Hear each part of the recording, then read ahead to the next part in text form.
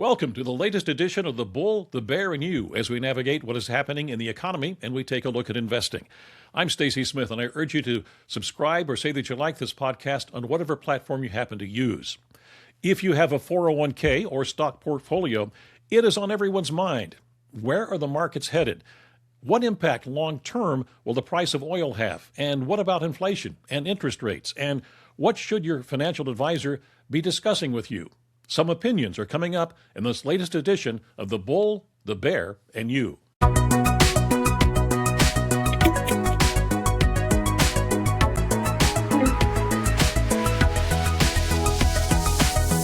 And with me to talk about the economy and investing is my panel of financial advisors and experts, and they are Kerry Coghill of Coghill Investment Strategies. Also, we find Frank Rossetti. Frank has his own alternative investment company, HF Management Company.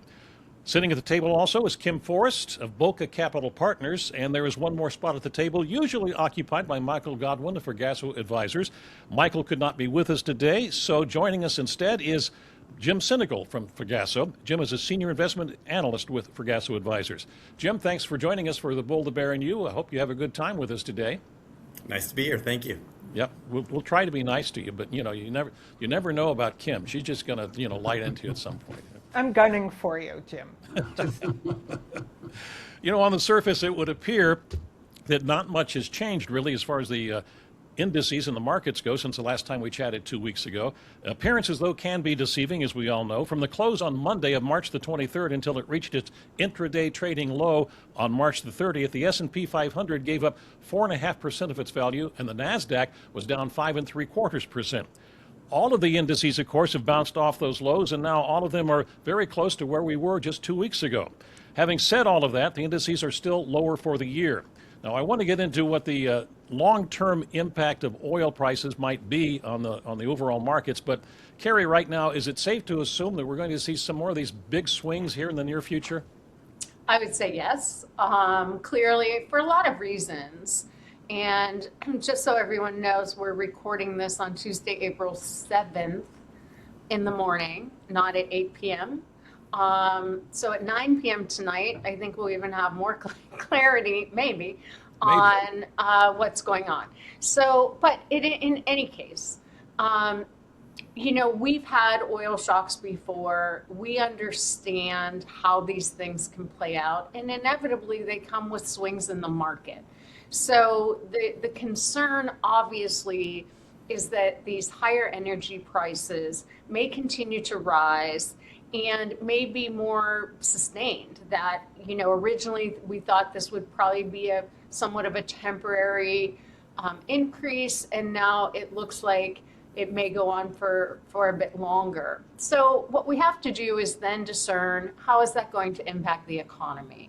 And the good news is that our economy is much different than it was previously. Back in the 70s when we had an oil shock, even in 2008 when we saw prices go to $147 a barrel, our economy is very different. We're much more of a remote, we have much more of a remote work environment. Just economically, we're driven by services, now AI. So I think that you have to put that into perspective. It surely doesn't help for individuals that have to get in their car and drive places every day. But I think that what we're seeing economically is that there are some things happening in the economy that are more supportive to an economy that's continuing to grow versus the question of, are we going into a recession, which is what we really want to keep our eyes on. I agree. With almost everything you said, Kerry, except for the whole, we're going to get clarity. I don't think we're going to get clarity. I just don't. I noticed as I turned my phone on this morning at an absurdly early time, and I'm thinking, well, maybe I'll get some information. And I got information, but it wasn't the clarity I was looking for. And it's this moment that I wanted to share with you. And then you said, oh my gosh, we're looking for clarity.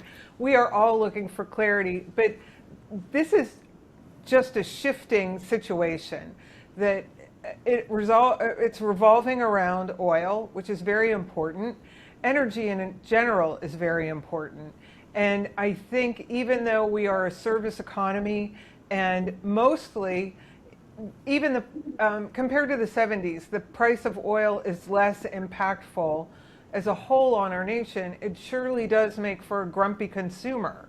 So we can't like completely divorce ourselves from the global price of oil, even though we have a lot of oil in here and we have many forms of electric generation like we didn't before back in the 70s. So things are different, but clarity, I don't think we're going to get it, and we just have to deal with it.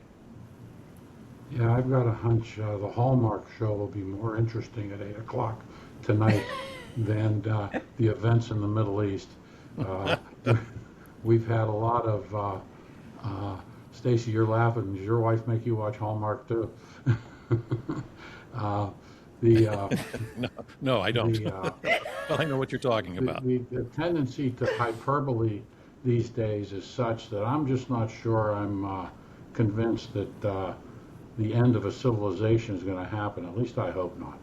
And that being said, I think tomorrow we'll be having the same questions that we have today. What's going to happen? We're not going to know then either. So, Jim, your thoughts? Yeah, I agree with almost everything everyone has said. I think regardless of your political leanings, the current administration is less predictable than previous governments we've had, to say the least.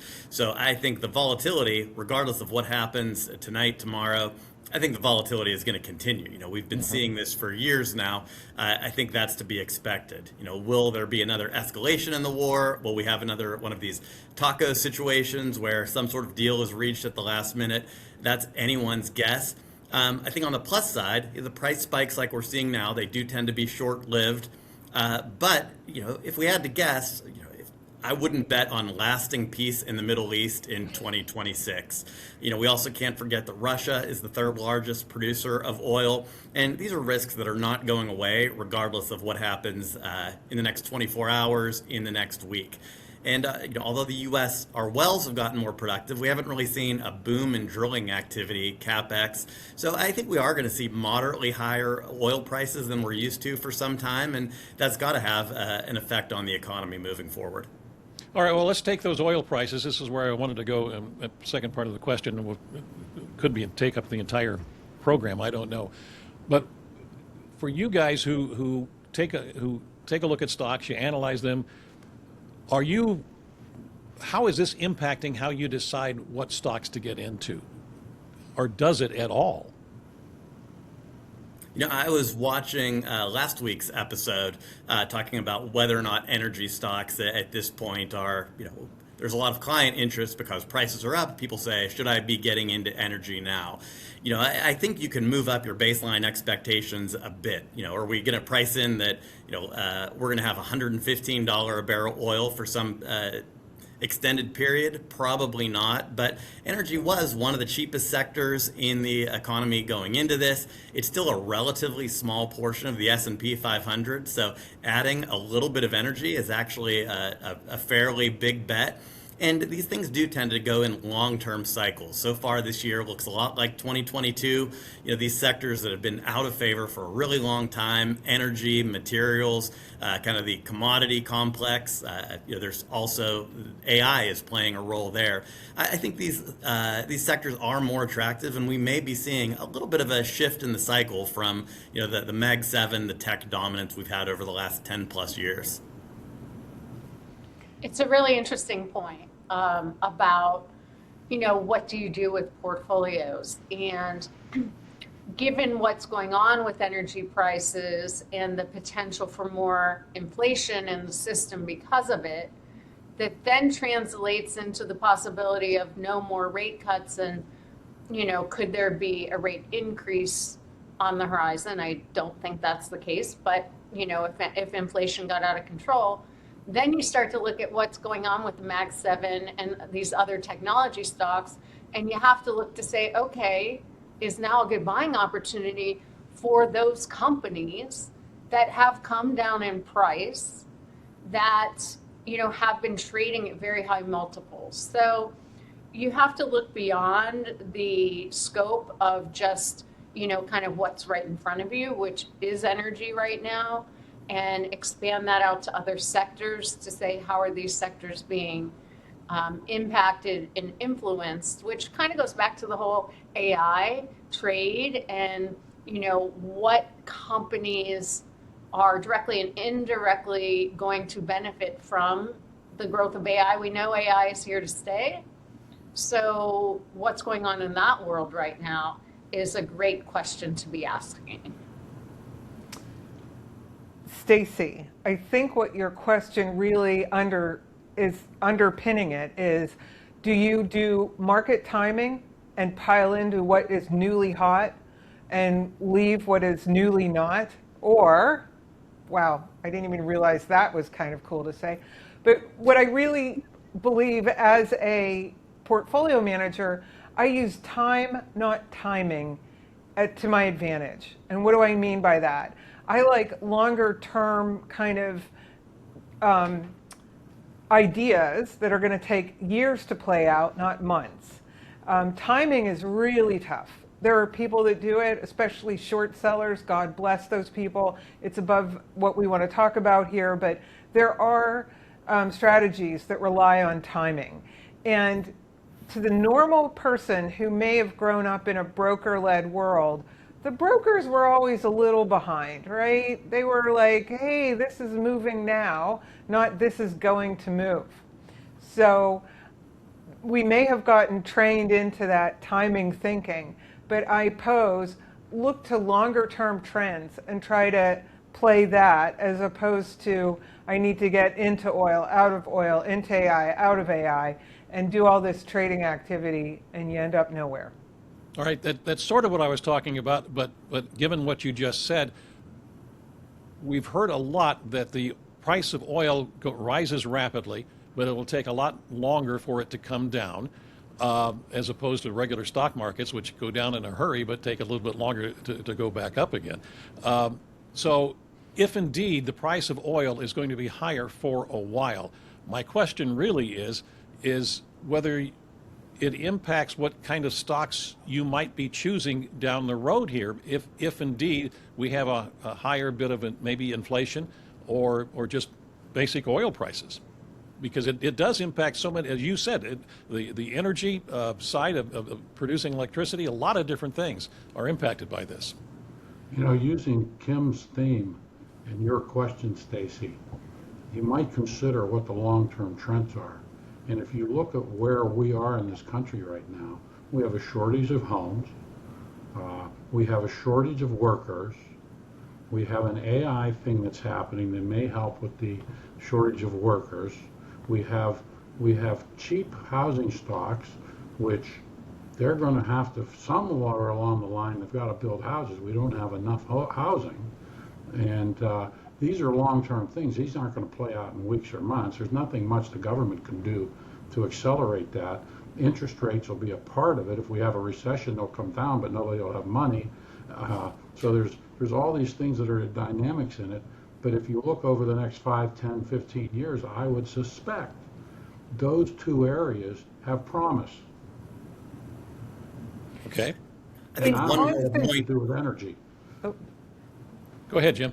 Excuse me, one more point. We're talking about oil prices. We're talking about interest rates. I covered banks for a long time. This goes to the idea of quality stocks. If you're a company and at the end of the day you depend on what oil prices are, or your profits depend on what interest rates are, that's a pretty low quality company. It's much better to have companies that have sustainable advantages, that are in control of their own destiny, that aren't going to swing violently up and down depending on all of these factors out of their control. So as much as we talk about it, kind of avoiding that risk can be a good part of an investment strategy as well.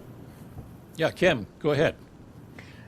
So part of the issue with the whole gas or oil prices go up and then drift slowly, if you look over time, any commodity is way cheaper in constant dollars because the mechanism we have to get stuff out of the ground or grow it is so much more efficient. So if you look at that, that has been the great smoothing of oil prices over time is the actual value of what's coming out of the ground. I don't care what it's today's dollars fluctuate at, it's a lot cheaper. So that's kind of baked into our system. And to be really nerdy, a lot of companies that depend on the price of commodities, they use really advanced swaps and futures to try to manage the cost of its inputs. And yes, over time, if it's sustained long enough, those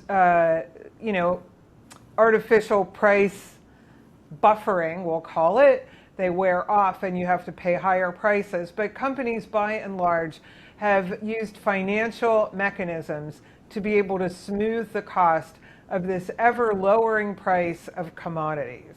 So there you go. All right. I think maybe all of you mentioned this so far, and that is you touched on inflation and interest rates. All right, so I believe later this week we're going to have the latest inflation report, which may reflect what has happened with the price of oil for the American consumer. And the Fed will be meeting at some point here once again. And your guess is here as to if the inflation is higher because of oil prices, does the Fed act, or does it sit on its hands for a while just to see how long this whole thing is going to play out, which is what some of your original comments have been? Yeah, I mean, I'm kind of leaning to the Fed not doing anything this month. We've talked also about, a new Fed chair coming in that's appointed by an administration that really wants to see interest rates go lower. So, that's in play during the rest of the year. I think it's just going to really depend on some of these numbers in terms of consumer spending, retail sales, employment. And are we seeing a deterioration in those numbers? And I think even with energy prices having gone up, if we do start to see the economy deteriorate, I think that you can make a case for rates coming down. All right. I agree that the bias is rates coming down rather than up. Plus, it's a little too early. We're 6 weeks into this, whatever you want to call it, war, kerfluffle, choose your noun. It's a little early to see it really coming through other than in gas prices, again, because of the commodity exposure and how it's buffered by all these kind of fancy pants financial mechanisms. Fancy pants, I like that. Go ahead, Jim, if you were going to say something. I think what's interesting, I think probably we're going to see prices go up in the short run. Oil at over $100 is going to move prices higher. But long run, the inflation expectations have not moved much. You've seen everyone a month ago was expecting the Fed to cut by the end of the year. Now futures data are implying we're not going to see any rate moves. But long term, the 5-year break-even rate, five-year forward inflation expectations are still very low. They've actually come down over the last 6 months or so. And I think that's where these long-term secular trends start to matter more than the energy shock. We have an aging population. We're cutting immigration, so the population is shrinking. We know the country's balance sheet is in bad shape. We'll have to delever one way or another at some point. And I think the consensus now, eventually AI is going to start cutting into employment demand. Whether that happens this year or not, we don't know. But over 5-10 years, we're going to just need fewer people to do things. And we still have a credible Fed. As much as there's jawboning from the president towards lower rates, the Fed still has a lot of credibility in terms of fighting inflation. So I think that's why we haven't seen much in the way of long-term inflation threats showing up, even though we probably are going to see prices go up in the short term. Let me throw this out.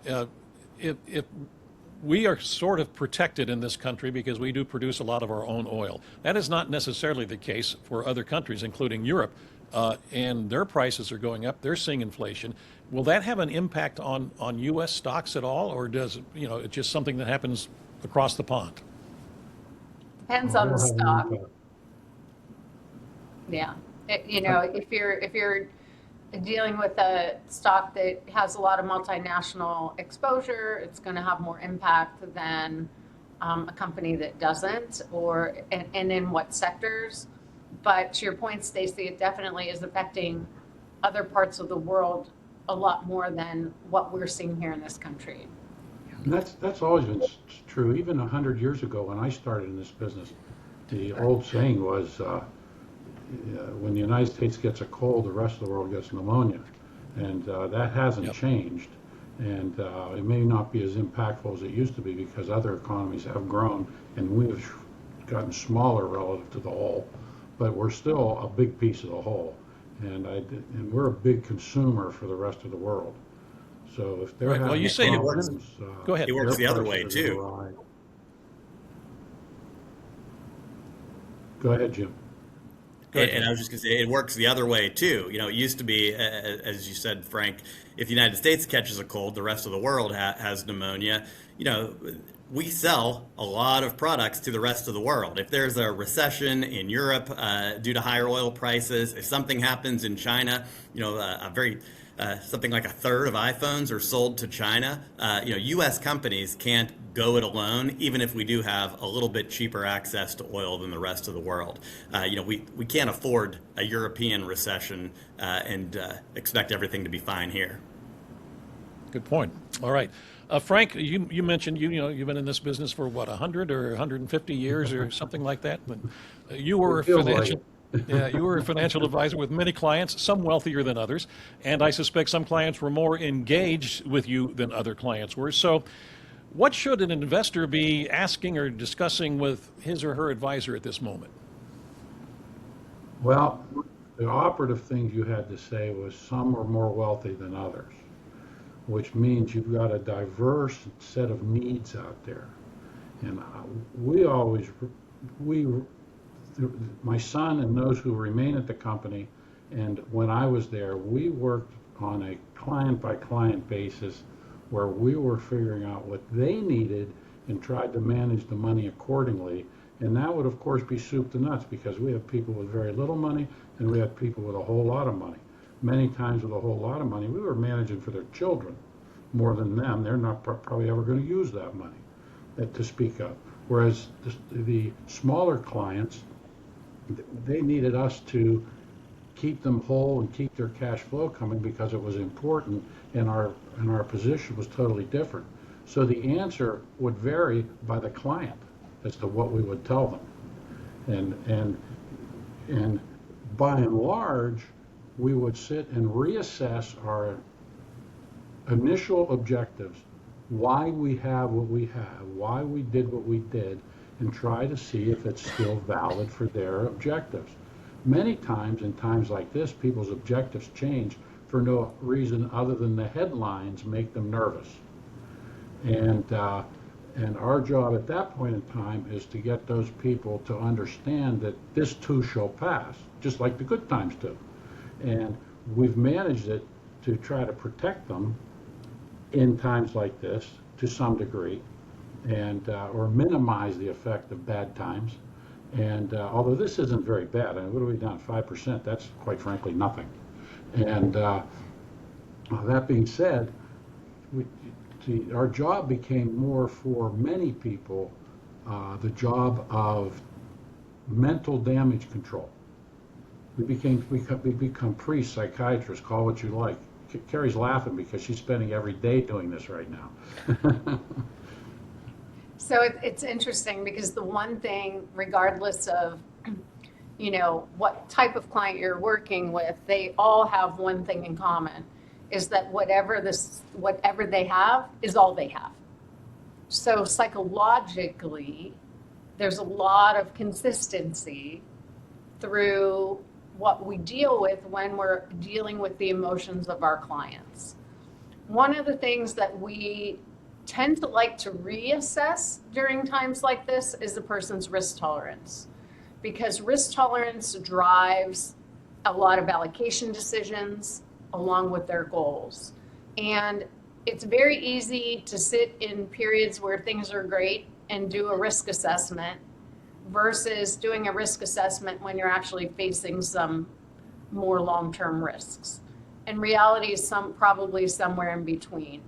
So we do like to reassess and go back and, doing risk assessments for our clients has been so helpful when we're dealing with periods of time like this, because it was really based on their answers to questions, and it helps to pull things back into perspective.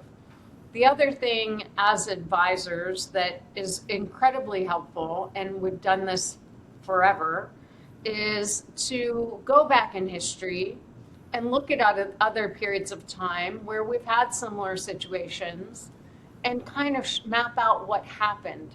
It gives people perspective rather than just what's here in the now. And maybe for them, it's the first time that they're actually dealing with it. So I'm really a portfolio manager, not necessarily a wealth manager. And I think those are really wise things that both Frank and Carrie had to say about dealing with clients. But I will tell you this, on the few occasions when things are really bad, and I have had to talk to, clients in at my prior firm where I was kind of sequestered away from clients, the unifying thing that I don't care what they were asking during these times of trouble, what people are really asking is this: am I going to be okay?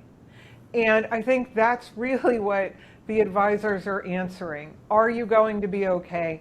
Carrie wants to wisely say, well, maybe the asset allocation that you have isn't working for you. We have to make it more risk proof. Or the other way, maybe you're like, wow, there's some great opportunities. Maybe you're more of a risk lover. But I think these times really do highlight everyone's different tolerance for risk. And yes, everything's going to be okay. I'm pretty sure of that. There's a great Buffett line about investing being an optimistic undertaking. To some extent, you have to believe that the future is going to be better than the present, and I think that's easy to forget. It's always, this time is different. This is going to be the time that we don't come back. Things are not going to be better. How do I protect myself when things get a lot worse? And coming back to that, and I think giving people a reason, as Kim said, that why things are going to be okay, why this time is not incredibly different, and why the future will be better and they will be okay, I think is extremely important. All right, this is basically more for Kim and Jim, and then we'll wrap up the program with this. And that is, since you are an investment, let me get your title right here, Senior Investment Analyst with Progresso, and Kim, you just said that you kind of manage portfolios. When you take a look at stocks, do you give Carrie or Frank a list of those that are more risky than others, or others that are maybe more safe than perhaps a riskier stock? No. Okay. No. And here's why. How you're defining, this is the defining episode, how you're defining risk is the movement of the stock price. And Dr. Larry Horan was my very first director of research in this industry, and he fought vociferously against the powers that be at old Parker Hunter to try to not define risk as a stock's movement. I agree with him. I think it's the ultimate value that you're seeing, and whether or not the company can reach that is the risk in the stock, not what the price does every single day.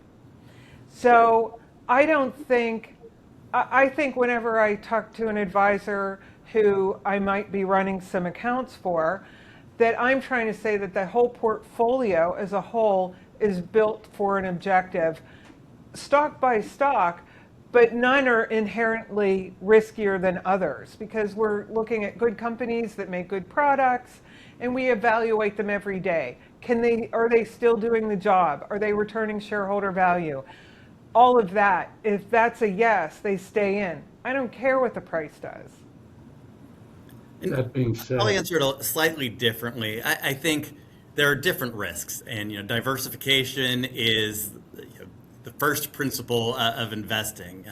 20 years ago, as I said, I started out covering financial stocks. I remember a lot of kind of value investors. They saw value in student loan companies, mortgage companies, all sorts of lenders that were dependent on the securitization market, and so they loaded up their portfolio with cheap stocks. But those stocks all had the same risk, that they wouldn't be able to access securitization markets. The same thing with oil. If your portfolio has too many companies that are exposed to oil prices, that is a risky portfolio, regardless of whether they all look cheap, they all look expensive at once. Going back to COVID, think about travel-related companies, from credit cards to hotels, to the bookings and Expedias of the world, all related to travel. You just want to make sure that the risks in your portfolio are well diversified. So I think there's an aspect of both, whereas risk is defined by the downside, but you also want to diversify those downside risks. So if one of them takes place, you don't have too big of a loss. I think that's how we look at things. All right. Thank you for that explanation. That's very good about risk, and I think, I'm presuming Carrie and Frank would agree with both of your assessments there. Am I right? Yes, Yep. absolutely. To close, we've used the word in this segment, risk and risky. Risky to me means it's going away. Risk to me, it goes up and down. You cannot avoid risk. Yes. What everybody's saying, things go up and down, that's the market. The way we define it, Go ahead, Carrie. very similar to Frank, is risk is the potential loss of your capital, volatility is the day-to-day movement. And, to Jim's point, diversity among sectors, diversity among different risks, and understanding how those risks will impact your investments is critical in order to model and map out possibilities for clients, which is why we don't own cryptocurrency. We don't have those correlations. So that's kind of how we're looking at it. Great. We have to wrap it up here. You mentioned crypto. I'm going to get into that in another session at some point here. I'd like to, at least. We'll continue our look at investing in the economy in future editions. And since you're watching or listening to this particular podcast, I ask that you hit the like or the subscribe button on whatever platform you happen to be using. Right now, thanks for joining us. And Jim, thank you. A special thank you for joining us for this latest edition of The Bull, the Bear, and You.